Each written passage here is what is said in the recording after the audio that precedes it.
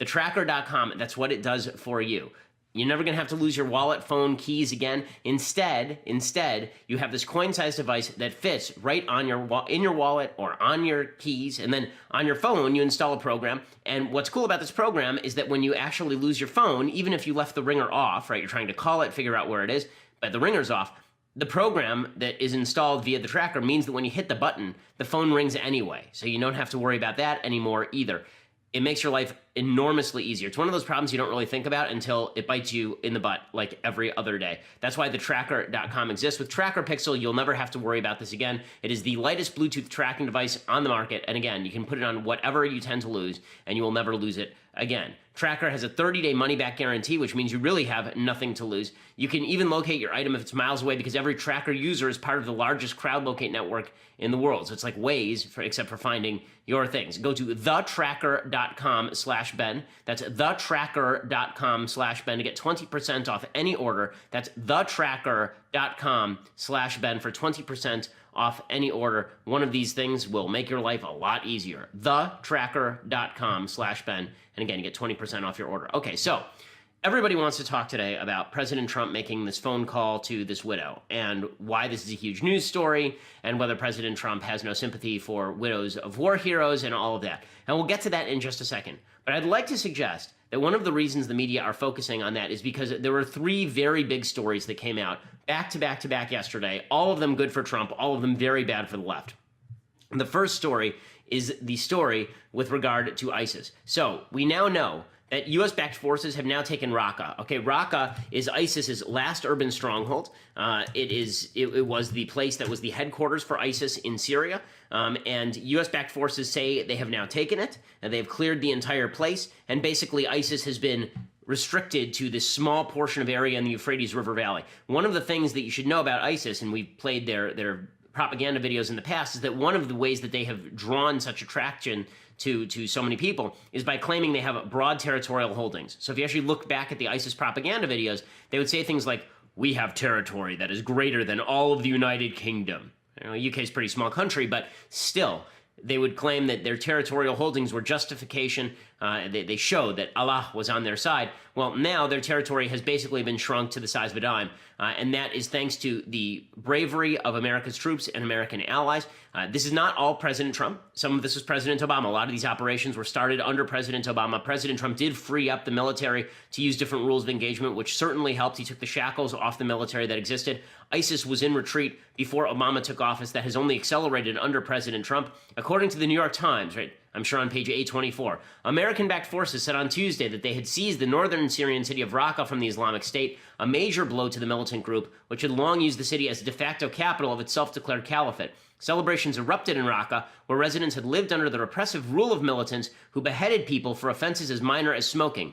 Fighters could be seen cheering and firing celebratory gunfire in the streets, according to residents reached by phone and text message. U.S. CENTCOM stopped short of declaring victory, saying more than 90% of Raqqa was in SDF control. That would be the Syrian Democratic Forces. That's an American-backed militia made up of Kurds and Arabs. Colonel Ryan Dillon, spokesman for the U.S. military in Baghdad, said Tuesday Raqqa was on the verge of being liberated, said there were still pockets of the city controlled by ISIS, but ISIS is absolutely in retreat, and now basically ISIS is a cleanup operation.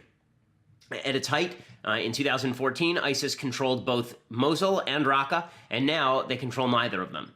And that is a testament, again, to the bravery of America's armed forces, as well as our allies, and is a tribute to the Trump administration. I guarantee you that if Barack Obama had been in office when all of this happened, this would be front page news in every paper in the United States, because it is a major thing. It is a major thing.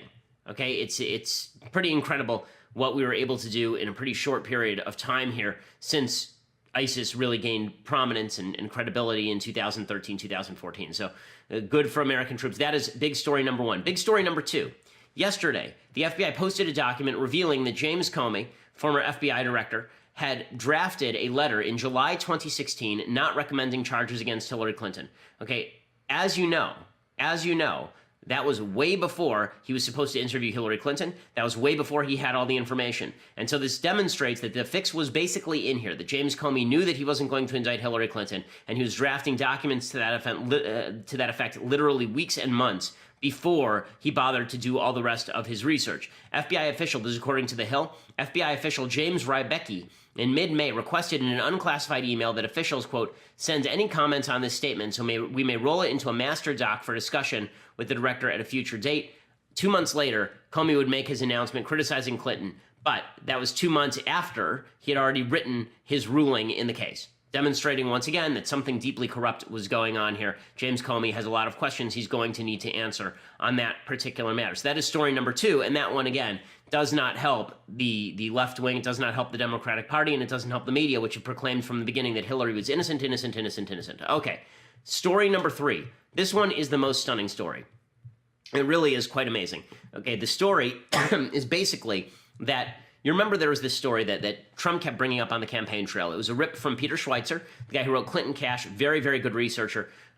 He has his own nonprofit based down in Florida, in which he investigates. It's basically an investigative journalism center. But Schweitzer had uncovered this story about how Rosatom, which is the Russian nuclear agency, had gained control of 1/5 of America's uranium supply, and they had also given massive donations to the Clinton Foundation. And it was cleared by the State Department when Hillary Clinton was Secretary of State. And President Trump used to talk about this on the campaign trail all the time. Hillary Clinton denied there was any wrongdoing. She said that the State Department, that part of the State Department was not under her charge. She never knew about it and all the rest. And there were claims that the Russians never did anything illegal anyway, so who cares? Right? Nothing illegal was being done, or at least if it was being done, nobody had any knowledge. Well, that turns out to be a lie. So according to the New York Post today, the Obama administration knew Russia had used bribery, kickbacks, and extortion to get a stake in the U.S. atomic energy industry, but cut deals giving Moscow control of a large chunk of the U.S. uranium supply anyway, according to a report on Tuesday. This is from The Hill. The FBI used a confidential U.S. witness working inside the Russian nuclear industry to gather records, make secret recordings, and intercept emails as early as 2009 that showed the Kremlin had compromised an American uranium trucking company. Executives at the company, Transport Logistics International, kicked back about $2 million to the Russians in exchange for lucrative no-bid contracts, a scheme that violated the Foreign Corrupt Practices Act. The feds also learned that Russian nuclear officials had gotten millions of dollars into the U.S. designed to benefit the Clinton Foundation. At the same time, then Secretary of State Hillary Clinton served on a government committee that signed off on the deals, sources told The Hill. The racketeering operation was conducted, quote, with the consent of higher-level officials in Russia who shared the proceeds from the kickbacks, an agent later stated in an affidavit. The DOJ, under Attorney General Eric Holder, did not bring charges in the case prior to the deals being cut. At the time, Obama and the Clinton State Department were trying to, quote-unquote, reset relations between the two nuclear rivals. The first deal was wrapped up in October 2010 when the State Department and the Committee on Foreign Investment agreed to sell part of Uranium One, a Toronto-based mining giant with operations in Wyoming, Australia, Canada, Kazakhstan, South Africa, and elsewhere, to Rosatom, which is the Russian nuclear company, giving Russia control over about 20% of the American uranium supply. Okay, her spokesman said that she was not involved. Hillary's spokesman said she was not involved in this. And, of course, the Obama administration said there was nothing wrong with the deal anyway, except, of course, for how there was something wrong with the deal, and the Obama administration knew it. So now here's what we know about the Obama DOJ. We always knew that Eric Holder was corrupt. We always knew the Obama DOJ was corrupt. But now we know that Loretta Lynch at the DOJ had no intention of indicting Hillary Clinton for misuse of classified material.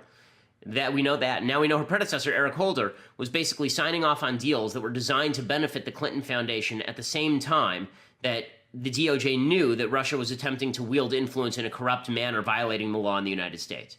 Pretty amazing stuff, and pretty devastating stuff if you're a Democrat, which is why Democrats today should be thankful that that's not the headline. One of the reasons that's not the headline, of course, is because the media don't want these to be the headlines. They don't want ISIS's defeat in Raqqa to be the headline. They don't want James Comey's memo to be the headline. They don't want the FBI knowing that the Russians were attempting corruption being the headline. They don't want any of this to be the headline. What they want to be the headline is that Trump is a bad guy. And fortunately for them, President Trump has a bad habit of opening his mouth at the wrong time. Right? The news cycle for him is actually pretty good this week. But he made the mistake on Monday of giving a press conference in which, as I talked about yesterday, he has a tendency to go out over his skis And the President of the United States came out and he said that he likes to call all the soldiers. And then he suggested not only that he liked to call all the soldiers, but that prior presidents like President Obama and President Bush did not like to call all the soldiers. I want to tell you about this controversy and where I think it stands and what actually is going on here, because I think it's overblown, at least based on the evidence we've seen so far. But first, I want to say thank you to our sponsors over at My Patriot Supply. So, when you were a kid, you wore a helmet before you started riding a bike, correct? Well, when disaster strikes, you need a food supply in your house. The fact is, natural disasters happen. The fact is, terrorist attacks happen. The fact is, there may be some time in the future when you are going to have to break into whatever food you got in your house. And if you don't happen to have much in your house, you could be screwed because the grocery stores could be empty. You could not have access to them. The government may not be able to get to you. So at least for 72 hours, you need to be able to feed yourself and your family. That's why you need to visit my friends over at My Patriot Supply. Right now, they are selling a 72-hour emergency food kit for just $17.76. That's $17.76. That includes free shipping, by the way. You can order now at 888-803-1413 or online at preparewithben.com. That's preparewithben.com. Again, it's $17.76 for a 72-hour emergency food kit, so you're prepared for any emergency. With that special low price, there is a limit, 4 per order. 4 per order. They believe in old-fashioned values, and they believe in you keeping your family safe. So go over to preparewithben.com. That's preparewithben.com, 888-803-1413. Order it now, stick it in your closet, forget about it until you need it. You'll be a lot safer for it. Again, for just $17.76, get their 72-hour emergency food kit at 888-803-1413 or preparewithben.com. Okay, so the controversy began a couple of days ago when President Trump, again, always a guy who has a tendency to speak out of turn, suggested that prior presidents had not done enough to reach out to the families of slain troops. Here's what Trump had to say at a press conference a couple of days ago. The traditional way, if you look at President Obama and other presidents, most of them didn't make calls. A lot of them didn't make calls. I like to call when it's appropriate, when I think I'm able to do it. Okay, so he says he likes to call when he's able to do it, but other presidents haven't always called. And this, of course, drove a huge firestorm because the suggestion seemed to be that Trump was saying he is better at calling the families of slain soldiers than other presidents have been, which is not true. There is no evidence to this effect. This created a huge controversy. As I said yesterday, the response of the media was not, Trump is saying evidenceless things. The response of the media was, Trump doesn't care about the soldiers himself. Right? The media couldn't just restrict themselves to the narrative that Trump was speaking off the top of his head again and saying terrible things again. Instead, they had to go to Trump is the one who really doesn't care about the troops. And then conveniently, President Trump, the reason he was talking about this is because he was asked about some soldiers who were killed in Niger during one of his missions, and he hadn't tweeted in 12 days about it and had apparently not called these people yet, but he was going to call them. So all this happens, and then he calls the family of one of the slain soldiers. The slain soldier was Sergeant LaDavid Johnson, and LaDavid Johnson was killed in Niger 2 weeks ago. He leaves behind a wife, 2 children. His wife is pregnant with their third. They married for a long time. Obviously, a very handsome, young hero of the country, clearly. And so Trump then called up the widow. So yesterday, Trump calls up the widow. And according to not according to the widow, according to a congresswoman named Frederica Wilson, Trump was very rude to her. He was just terrible to her. Here's Frederica Wilson talking about this. Is very convenient, the narrative, right? So the narrative was Trump said that other people didn't care enough about the troops. The media said Trump doesn't care enough about the troops. And within 48 hours, we have a national controversy over whether Trump was cruel to a widow. Right? Kind of convenient how all that worked out. So here is Frederica Wilson making that claim. The president said he knew what he was signing up for. You heard that? Yeah, he said that. You know, to me, that is something that you can say in a conversation, but you shouldn't say that to a grieving widow. And everyone knows when you go to war, you could possibly not come back alive, but you don't remind a grieving widow of that. That's so insensitive. So insensitive. He should not have said that, and he shouldn't have said it. Okay, so so Trump responds to all of this by saying, Democrat Congresswoman totally fabricated what I said to the wife of a soldier who died in action, and I have proof. Sad, exclamation point. So it is now some hours later. He tweeted that about 5 hours ago. He has yet to provide the proof that he talked about. I hope that he will, because here is the reality. Okay, if Trump called up this grieving widow and all he said was, I guess he knew what he signed up for, that's pretty terrible. Okay, we have to acknowledge that that is pretty terrible. There are two ways to read the comment, however, and here is where the vagueness gets me. Okay, there are two ways to read that comment. If you call up the family of a slain police officer, firefighter, soldier, and you say to them, well, you know, they died, I guess they knew what they signed up for, it's pretty heartless. First of all, number one, most soldiers don't go into battle thinking they're going to die. Okay, the ratio, someone on Twitter was saying this, and I think this is correct, the ratio of American soldiers who served in Iraq versus American soldiers who died in Iraq is 1 to 5,000. So that means that the vast majority of soldiers who serve, of service members who serve, are not expecting to die in the line of fire. They know there's that possibility, but it's not like they're signing up to die, and they're certainly not signing up to even to experience the tremendous risk of death. The same is true for cops. The same is true for firefighters.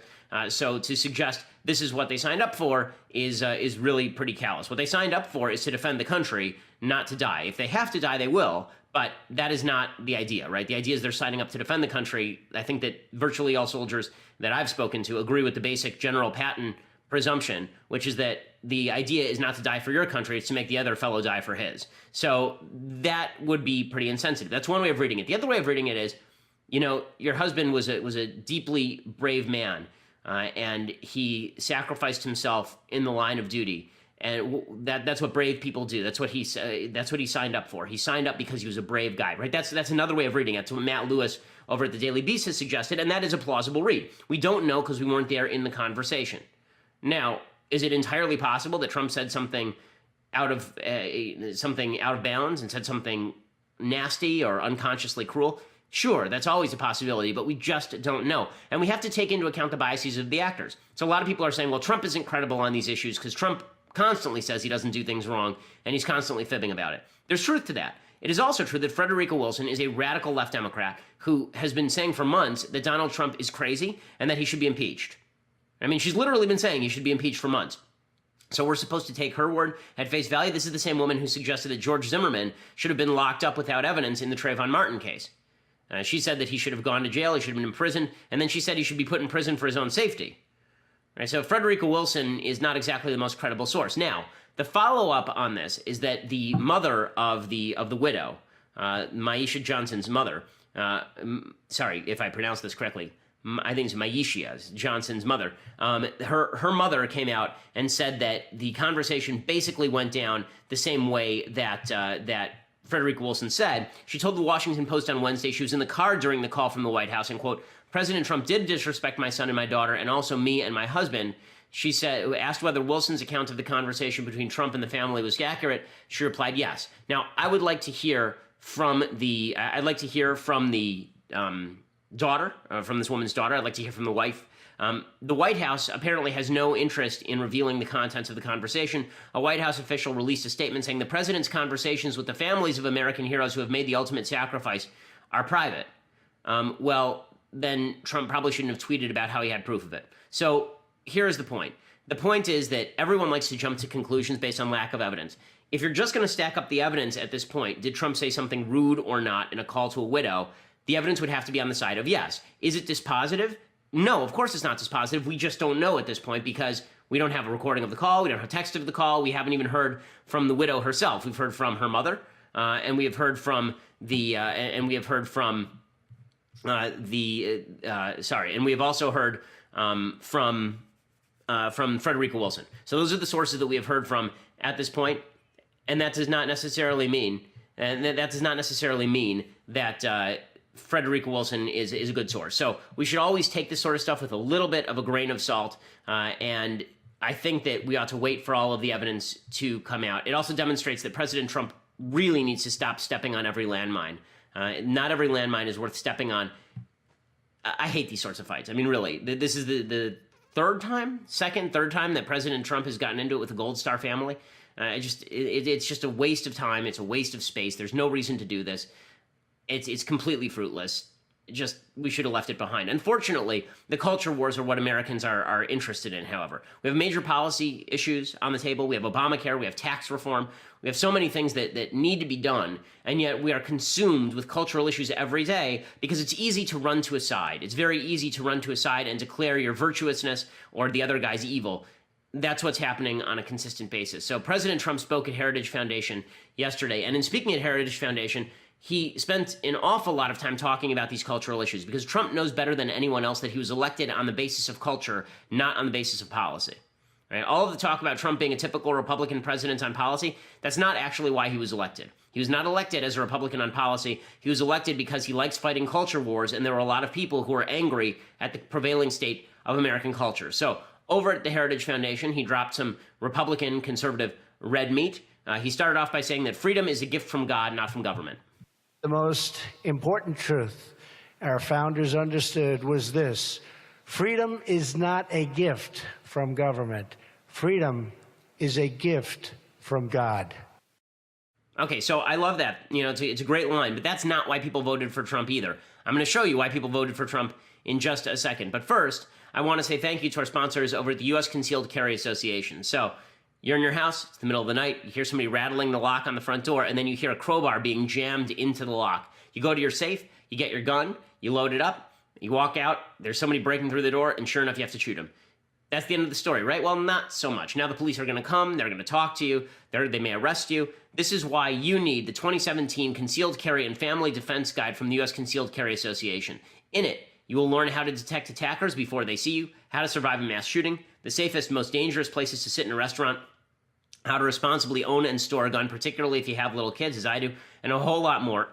It's 164 pages, and it comes with a bonus audio version, so you can listen in your car as well. It's 100% free, and for a limited time, you also get a bonus home defense checklist so you can make sure that your home is as safe as it can possibly be. Go to defendmyfamilynow.com right now for 100% free instant access. That's defendmyfamilynow.com. Again, defendmyfamilynow.com. Don't get caught up short when you have to defend your family. Defendmyfamilynow.com. Go check it out. So that is, again, a way to keep your family safe.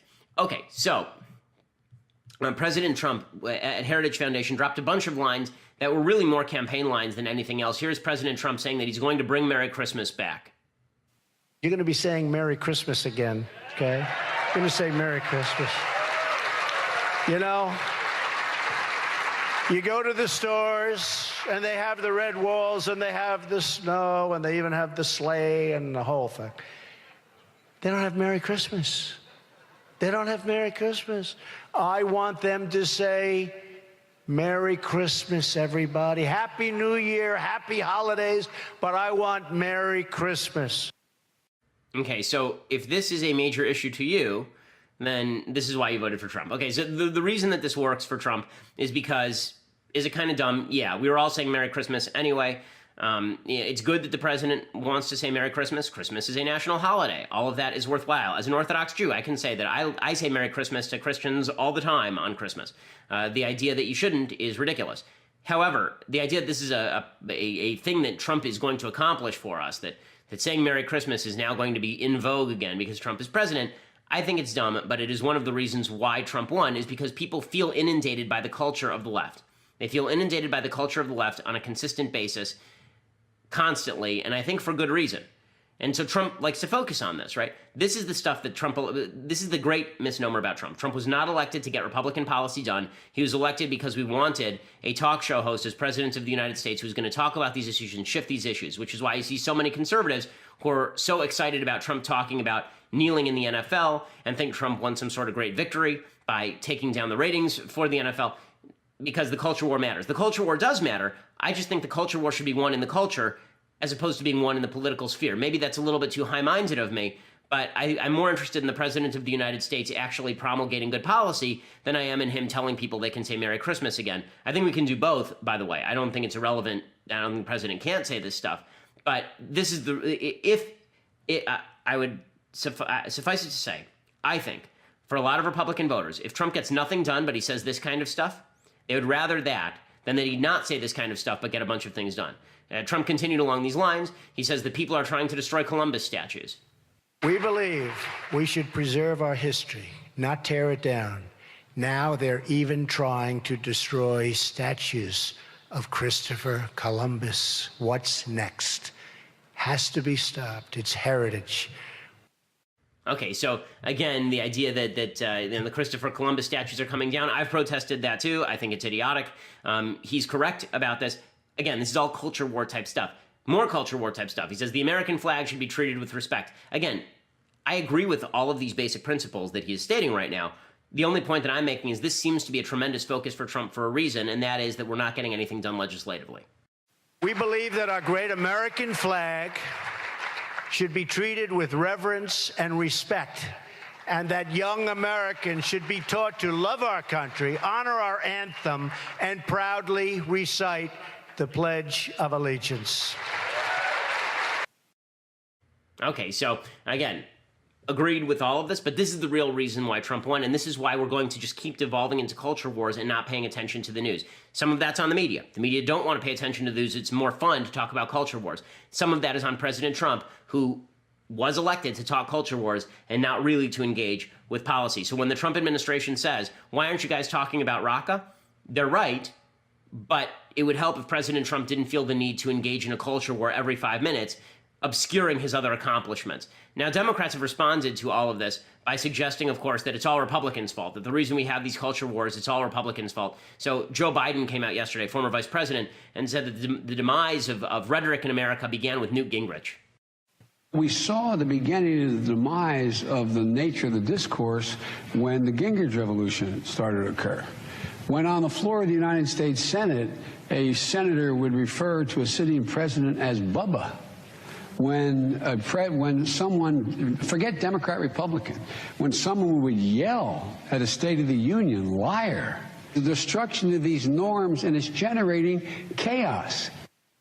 Really? That was the destruction of the norms? It wasn't like Teddy Kennedy heading over to the Soviet Union in 1984 and talking with the Soviet Union about how he could help them undermine Ronald Reagan? It wasn't like Jimmy Carter in 1980 talking pretty openly about how much he despised Ronald Reagan? Like, that's when the order went away. It wasn't like the 1960s when people were rioting in the streets. It really began with Newt Gingrich, really. And Joe Biden doesn't really have a leg to stand on here when it comes to the civility and rhetoric routine. Here is Joe Biden circa 2012 talking about putting y'all back in chains. Look at what they value and look at their budget and what they're proposing. Romney wants to he said in the first 100 days, he's going to let the big banks once again write their own rules. Unchain Wall Street. They're going to put you all back in chains. Talking to a black audience when he said that, but Joe Biden gets to stand around talking about how he is just the halcyon of civility. And then you wonder why Republicans are so mad that they want to engage in this culture war, because Democrats also want to engage in the culture war. So instead of having useful policy discussions, we'll engage in culture wars and nothing will get done. Speaking of nothing getting done, healthcare policy is stalled out again. So one of the big questions is whether President Trump is going to cut subsidies to all of the Obamacare exchanges. He should. Okay, Congress has not approved any of the subsidies for the Obamacare exchanges and for the insurance companies. He should use that as a lever to make Congress change the law and free up those insurance companies to open up the insurance markets, right? Then you won't need the subsidies if you actually free them up to sell plans at the prices that they ought to be sold. But that only died today. The last 48 hours were basically a whirlwind of stupidity. First, Lamar Alexander and Patty Murray came up with a bargain that Chuck Schumer liked, where they would continue to fund the Obamacare subsidies. Here's Chuck Schumer praising that. I want to salute both Lamar Alexander and Patty Murray for working hard on a bipartisan solution. We think it's a good solution, and it got broad support when Patty and I talked about it at the caucus at lunch today. First, it stabilizes the system. 2 years of cost sharing provides real stability to the system, and we want to make sure that happens. We want to work in the long term to reduce premiums and increase coverage. Our Republican colleagues seem to be in the opposite place on the long term. But I think there's a growing consensus that in the short term we need stability in the markets. So we've achieved stability if this agreement becomes law. We've also put in some very significant anti-sabotage provisions. The president had been sabotaging this bill, and the agreement would undo much of that sabotage. Okay, so he's super happy about this. And then Trump goes out and he says that he likes the Alexander Murray deal too. He says that they're going to abide by it for a couple of years. Right, here's him yesterday. Lamar has been working very, very hard with the Democratic, his colleagues on the other side, and Patty Murray is one of them in particular. And they're coming up and they're fairly close to a short-term solution. The solution will be for about a year or 2 years. And it'll get us over this intermediate hump because we have, as you probably know, we either have the votes or we're very close to having the votes. Okay, so Trump was ready to go. The Senate was ready to go. The person who stopped it was that cuck, Paul Ryan. Paul Ryan said, we're not going to pass this through the House. As well he should. So that thing lives and dies inside of 48 hours. But we're not talking policy, right? We're two-thirds of the way through the show, and we're not talking policy because the culture wars are more important than policy in the minds of most Americans. Well, I want to stop and say thank you to our sponsors over at Stamps.com. So you don't need to wait in line at the post office, okay? I actually don't mind the post office, but waiting in line bothers me because I'm there for an hour waiting to get some stamps or waste some postage. You don't have to do that anymore. Stamps.com brings all the service of the U.S. Postal Service right to your fingertips. You can buy and print official U.S. postage for any letter, any package, any class of mail using your own computer and printer. Stamps.com just makes it that easy. They'll send you a digital scale. It automatically calculates exact postage, and they'll even help you decide the best class of mail based on your needs. You don't have to lease an expensive postage meter. So right now, you can get Stamps.com with a special offer that includes a 4-week trial plus postage and a digital scale. So it's a pretty valuable offer without any long-term commitments. Go to Stamps.com, click on the microphone at the top of the homepage, and type in Shapiro. Remember, you have to do that in order to get that special deal, the 4-week trial plus postage and digital scale. Revolutionize how your business does mailing. Stamps.com, type in Shapiro in the microphone at the top of the page, and that will allow you to get the offer. Again, that's Stamps.com, promo code Shapiro, Stamps.com. You never have to go to the post office again. Okay, so I'm very eager to get to things I like and things I hate today because I have some special things I like and things that I hate that I want to talk about. So let's start with some things that I like. So we begin today. Someone tweeted at me, what is the thing, the most popular opinion you hold, an opinion that lots of other people hold, that you are most embarrassed of? This opinion is that Chris Farley is hilarious. I, for some reason, think Chris Farley is just the funniest thing that ever was, and his death is a tragedy. That is one of this movie that I'm about to praise. When I showed this to my parents, they looked at me like I was a crazy person. My sisters also think this movie is really funny. My dad thinks I'm a moron for liking this movie. The movie, of course, is Tommy Boy with David Spade and Chris Farley. I cannot stop laughing at this movie. I think it is just hysterically funny, and I think Chris Farley and David Spade play off each other beautifully. Here, of course, is the preview for that great comedic classic, Tommy Boy.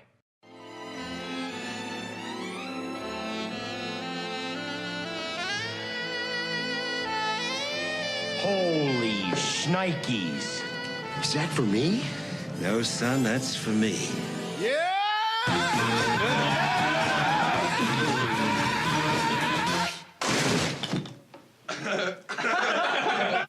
You know, a lot of people go to college for 7 years. I know. They're called doctors.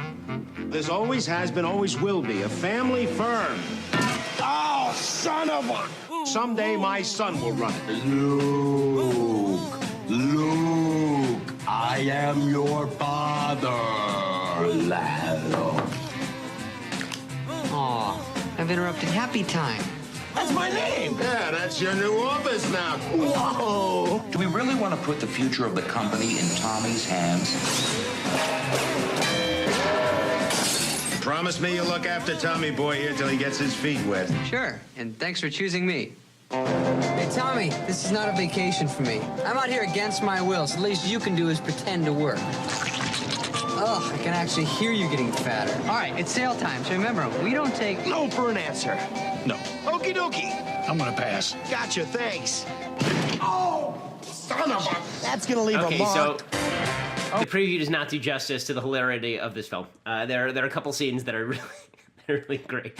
There's one scene in particular where he's doing a sales job and explaining how and using the metaphor of a car crash. It's pretty spectacular. So if you are in the mood for dumb humor, much better than Dumb and Dumber, go get Tommy Boy. Okay, other things that I like. I could not resist this. So this was a series of tweets that came out yesterday, which is just hysterical, showing how dumb white supremacists are. So we have to show the series of tweets. They're really spectacular. Do we have those?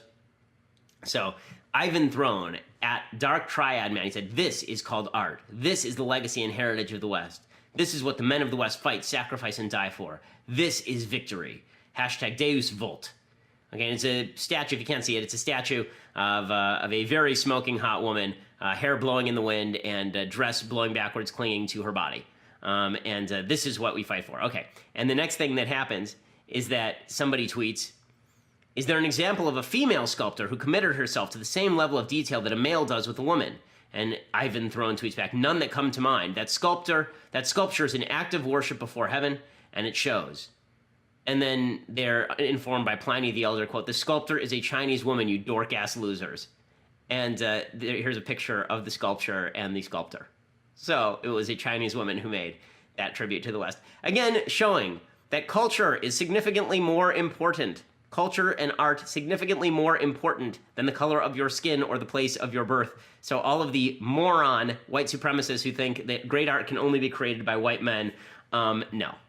So I loved that. I thought it was so great. I could not resist showing that to you. Okay, so we're going to break here. On the other side, I still have some epic things I hate, including Sarah Silverman. We're going to talk about that, plus Anita Hill. Lots of stuff still to talk about. But for that, you're going to have to go over to dailywire.com and subscribe. For $9.99 a month, you can subscribe over at dailywire.com. That means you get my show live on video. It means you get Clavin's show live on video and Knowles' show live on video. It means you get to be part of our mailbags.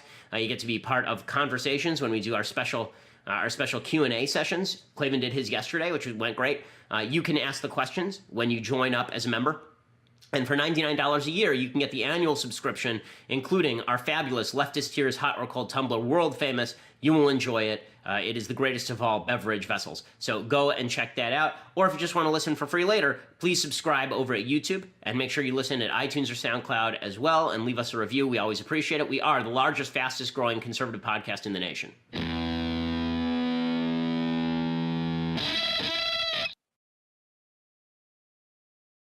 Okay, time for some things that I hate. So let's do that.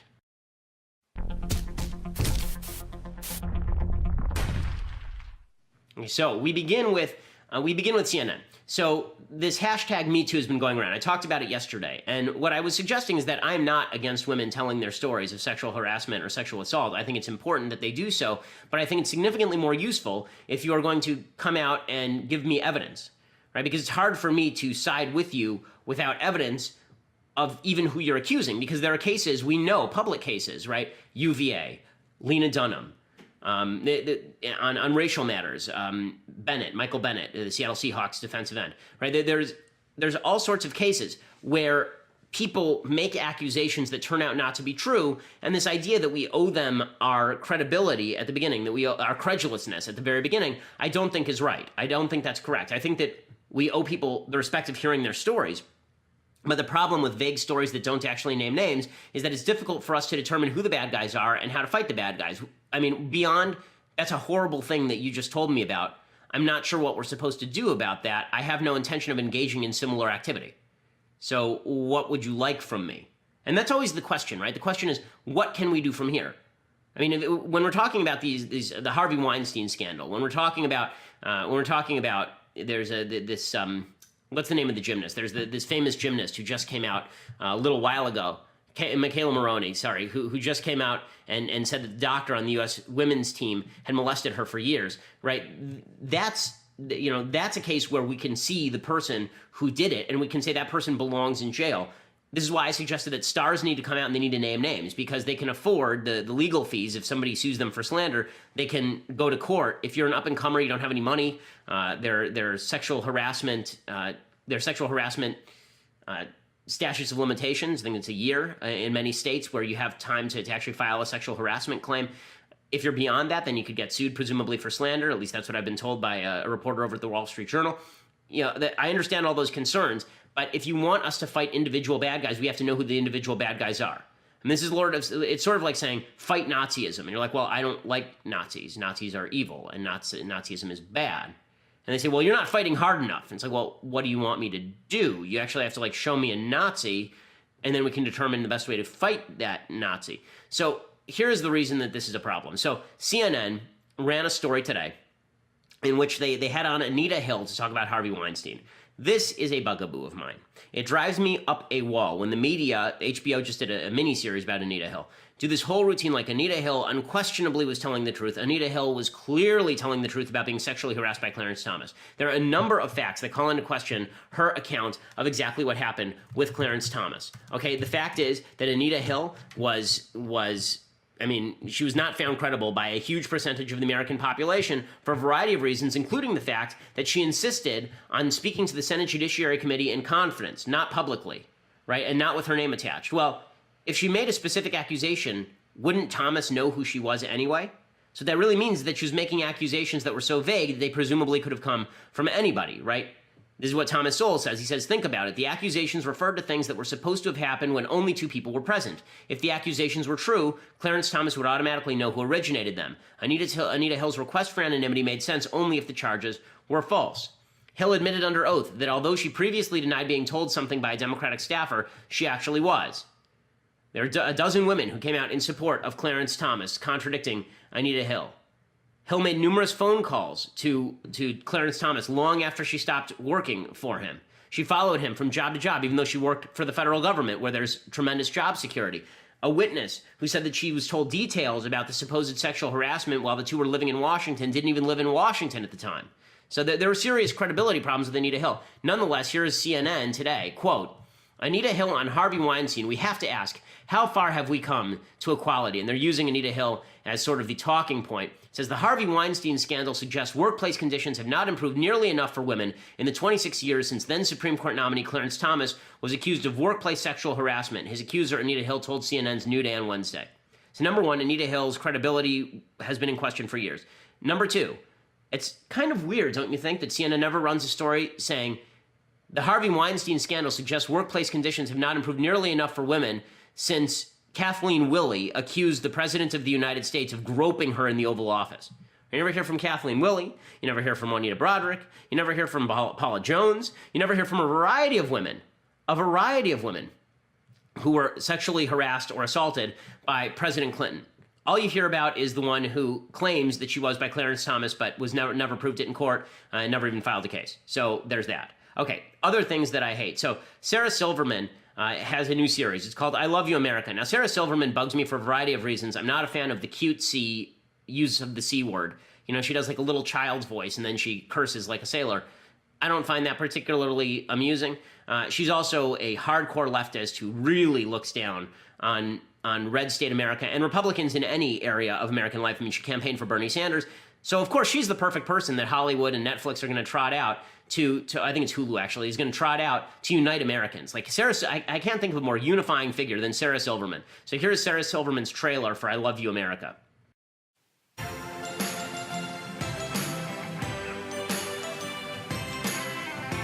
love you, America, from the sea to shining sea, from the East Coast to the West, and whatever's in between. I love you, America, the old red, white, and blue. I love you, America, and everyone in you. Wow! I love you, men, I love you, women, I love straights and I love gays. I love all the Americans from places far away. I love you if you're Haitian or Korean or Irish. I love that you're Mexican, and I love that you're from Afghanistan, North Carolina. I love black people, I love whites, and Asians too. I love Latinos, Muslims, Christians, Buddhists, and the Jews. Wait a minute, what am I doing? I'm listing kinds of people. I'm categorizing human beings and putting them into little individual boxes. I mean, whether I mean it or not, I'm part of the problem. I love you, mailman person. I love you, bus driver. Okay, so I mean, you can see this is not funny at all. But beyond that, the idea that she's the great unifier was belied by the first episode of this awful show. She went to Louisiana, and she basically found a family of fat people to talk to and to mock. And she tried to make it seem like, oh, and then at the end of the day, we decided we loved each other. So a couple of things about this particular family. This particular family is pro same-sex marriage. This is the litmus test in Hollywood. If you're anti-same-sex marriage, you are Satan. You are Satan. So this family, it was convenient. They happen to be pro same-sex marriage, or at least okay with it. That is the litmus test in Hollywood. But they did vote for Donald Trump, and you can see, I mean, the whole show is designed. It's supposed to be about how much she loves people. The whole show is designed to show how she's basically like Steve Irwin in the wild interviewing a crocodile. So here's a clip from it. You ever met a Jew before? Wait, what? Jewish person. What is that? Yeah, that's a good question. It's like a religion, but I don't really follow it. I have met a Jew before. Did they have the little hats? The only thing I know, the Jews wear the little hats, huh? Yarmulkes? Yeah. Yeah. I'm from the Bayou. The Bayou. The Bayou. What do I sound like to you? Well, you know. I didn't know Jewish people growing up because I'm from New Hampshire. But then I moved to New York and I was like, oh my God. They got a lot. They got a lot of Jews. You guys tell me Wow, look at all these Shawnette, duplexes from besides the Louisiana fact who that never met a Jew I'm- before. Yeah, except for like, okay, so if you never met a Jew, you never met a Jew. Big deal. I'm significantly more Jewish than Sarah Silverman. Like, a lot more Jewish than Sarah Silverman in terms of my practice. And believe me, I've dealt with many more people from Louisiana than Sarah Silverman ever has. I'm in Tennessee today, right? I go all around the country. I talk to people all across the spectrum, all around the country. And the idea that, you know, that everyone who doesn't live in her social milieu is kind of a hick, but we're all the same underneath. Well, no, we have some pretty different values, and I think that what Sarah Silverman needs to learn is not that we're all humans underneath. If you don't get that by now, you're dumb. What you really need to learn is that if you have differing political viewpoints with somebody, if you have different religious viewpoints from somebody, like that significantly differ, that maybe that's okay. And I don't think that Sarah Silverman needs to go out to Louisiana and find people with no teeth in order to do that, right? I think that she needs to go into Hollywood and talk to the conservatives that she won't deal with, that her ex-husband, Jimmy Kimmel, says he doesn't want to have a conversation with, and maybe have a conversation with them and maybe have a discussion. Like, maybe she's wrong about some things. Has that ever occurred to her? Or is this basically just going to be, I do me and you do you and we all love each other? And what do we have in common? That we're human. Okay, that is the most boring unity crap. It's so boring. If we don't have a common vision for the country, if we don't have any values in common, then yeah, we're still human, and we have that in common, I suppose. But that doesn't really go very far, and that's sort of why the show is bound to fail. Plus, it looks absolutely boring and terrible. Okay, so I was going to do a little bit of Bible talk, but I think that we have run out of time, so I may save that for tomorrow. I'm speaking at University of Tennessee in Knoxville tonight. My speech is going to be somewhat different than the speeches that I normally give, so